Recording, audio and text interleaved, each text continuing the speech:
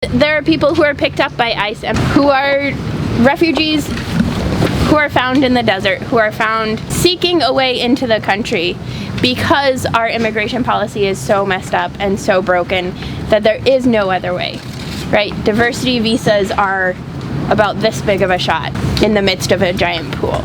A lot of people who are in the camps, especially like the children and the families that are here, have family in the United States that they can go live with. Not everybody does, but we also have programs to help resettle people. These are human beings. These are people that we know. We're related to these people by DNA, if nothing else. And we need to be sticking up for them regardless, because we're all going to be cut out of the herd and divided and chopped up into little pieces if we don't unite and stand together. As an immigrant myself, I experience every day the amazing contributions that immigrants give to this country. I'm here to encourage Representative Ms Axne to support the closing of the camps. The conditions in which the children are detained are really inhumane, and the United States in 2019 should not be running concentration camps. We have to do something, and that's what I think it's important, that if you see we have a lot of people showing up in support, we're asking her to stand on the right side of history. What do you want to see happen with all these kids? 85% of them have family in the U.S. So under international law, they should be, follow the protocol and be sent to their families here while they wait their case of asylum. What we're going to do is that we're going to go inside the office of Representative Axne, and as you may guess, it's going to be a little bit crowded. And you may feel a little bit uncomfortable because we're going to be very tight. But it's actually about embodying what a lot of migrants are going through. It's not just about children, it's about trans people, it's about adults, it's about all different types of immigrants that are detained and very inhumane conditions. So we're going to hear from one trans woman, and we're going to hear from a woman whose husband got detained, and she's going to talk about the impacts on the family. Instead of having a minute of silence, we're going to have a minute of clapping, of yelling, of whatever you feel like doing as a way to honor their courage. Because it takes a lot of courage to do all the things that people do to come to this country to have a better life. More than 186 cities across this country are having these type of buildings in representatives' offices. So let's get in. No idea where to start. If you want to go stairs or over there, we're going in third. Oh yeah! Yeah! I would say let's wait for everybody to gather here. Esperemos a que vamos a esperar que suban todas las personas. We'll just wait for everybody to come in. Sure, okay.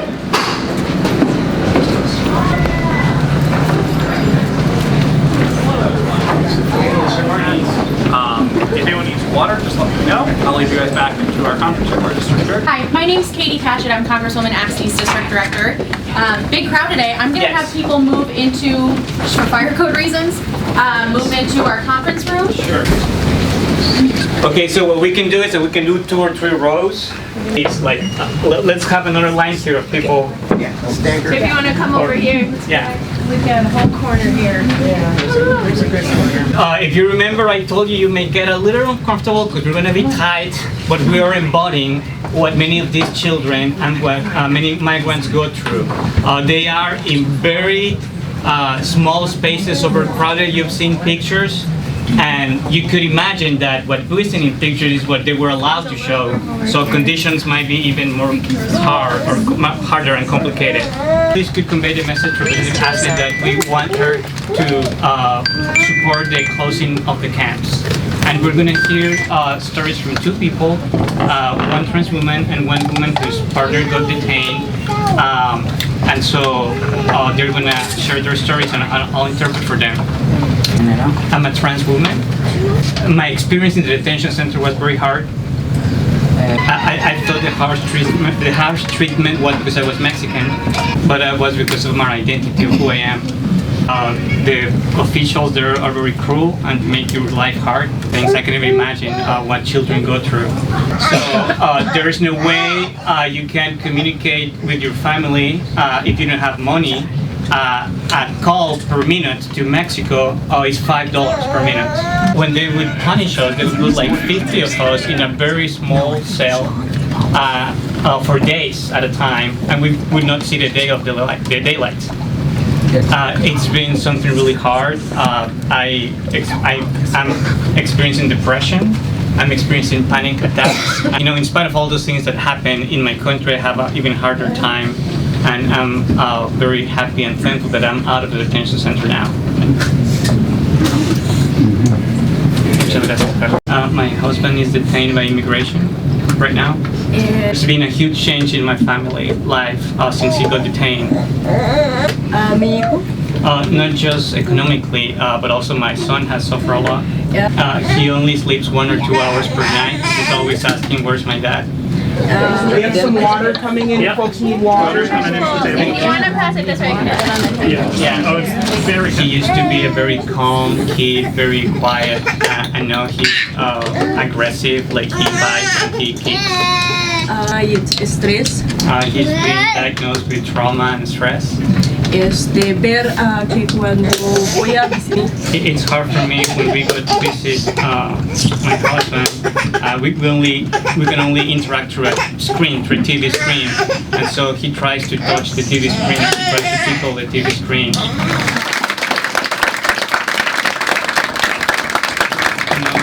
The response for the 2 testimonies. Thank you for sharing your testimony. I'm so sorry for the struggles that you've been going through. And also, I'd like, if you wouldn't mind, if you could give us your name and your contact information, we'll have you sit down with one of our caseworkers and see if there's anything that we might be able to do. Who are the private contractors? Were they friends of Trump? Are they leading Democrats? Who are these private contractors? The only way trans women and others get out of detention is if they have a sponsor. There are trans women in detention now that have been in detention for 2 years. I want to know what Representative Axne will be doing to end private firms from holding people in detention Without due process. Without due process, and to basically close concentration camps, because that's what they are. That I wouldn't have expected this to have become a front and center political issue maybe a year or certainly 2 or 3 years ago. 6 months ago when candidates were calling me asking me what my voting issues were, I was thinking environment, student loans, economy. This has been impossible not to move to a #1 voting issue. I'm unwilling to vote for any representative who is comfortable with this, certainly in the state of Iowa or anywhere. And I hope Representative Axne realizes that. I think a lot of people are feeling that way as more and more images, text comes out, testimonies. Amen. Border Patrol and ICE, just in the meantime, that's not the moral solution. The moral solution is to close these camps now. Born in one of the Japanese internment camps. Years and years and years later, she received an official apology from the U.S. government, but it was too late. I don't want that to happen to this generation of folks in camps. It needs to end now. Yeah, I want to make sure Representative Axne makes this an important legislative priority, but I also want to see her here in Iowa, lifting up another voice. We're being drowned out by the president. We need a voice of humanity, and we want Representative Axne to be out here talking about it. She should listen to the constituencies in Iowa. We will have her back if she stands in the right side of history. Yes. She can be reelected and still, vote for closing the camps, or even co-sponsor legislation that would close the camps. There's many people across Iowa and across her district that would support that. And so I believe we are in times where we need to be radical, and we could be radical for love and radical for humanity, and that would get her reelected. What's the representative going to do about the child separation? Is it 2,500 kids now that we don't know where they are? The government doesn't know where they are. They've been separated from their families, and Or placed with human traffickers. Or And can we stop calling it separation? It's kidnapping. Yeah, basically, that's basically kidnapping. Yes, yes. Thank you. Carla just shared that she didn't know that coming here and asking for asylum was a crime. It's not. I told her it's not a crime. Instead of having a minute of silence, we're going to have a minute of clapping, whistling, yelling, whatever you want to do to honor the lives of the people who have such courage and who have so much love that they literally put their life at risk to give their families a better life. So.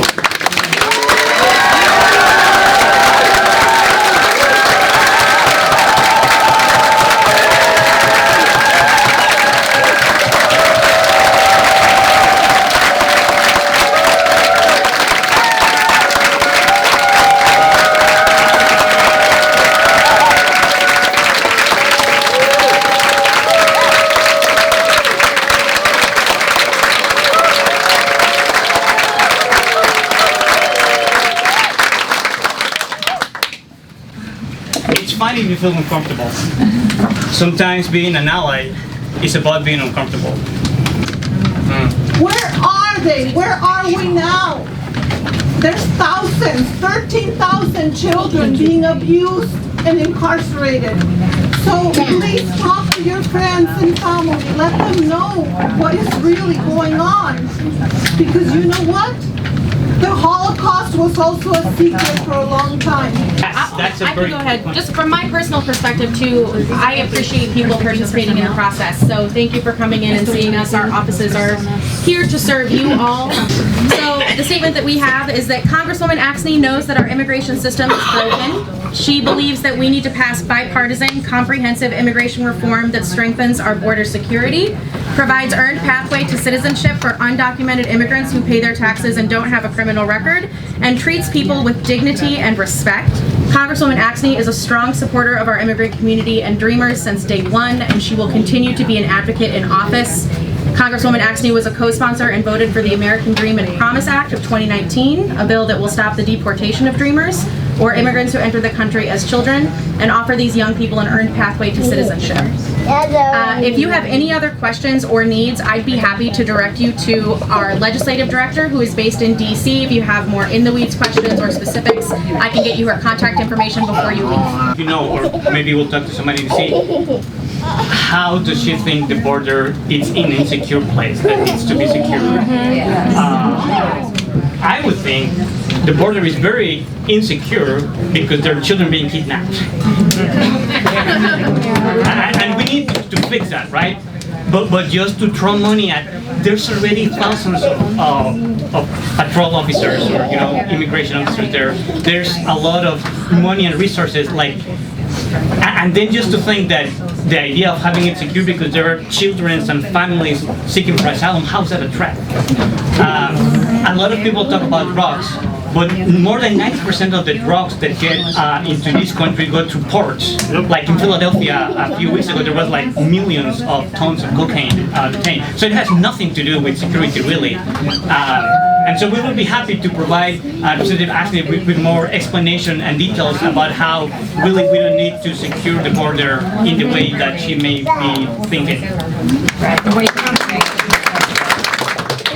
Axne aware that a lot of the migrant people are indigenous to this continent and therefore are not a border security threat because they should be allowed to travel across this entire continent due to the fact that they were here before any colonizers? Thank you so much for being here today. I hope that you have counted all of us in this office and know that each of us represents a community. There's so many people who wanted to be here today who couldn't because of work or other obligations. I'm here, I represent a church of 3,000 folks. Okay, so we are larger in this room than we are here. God bless the world and not just God bless America. I know. Like, I would rather just go there.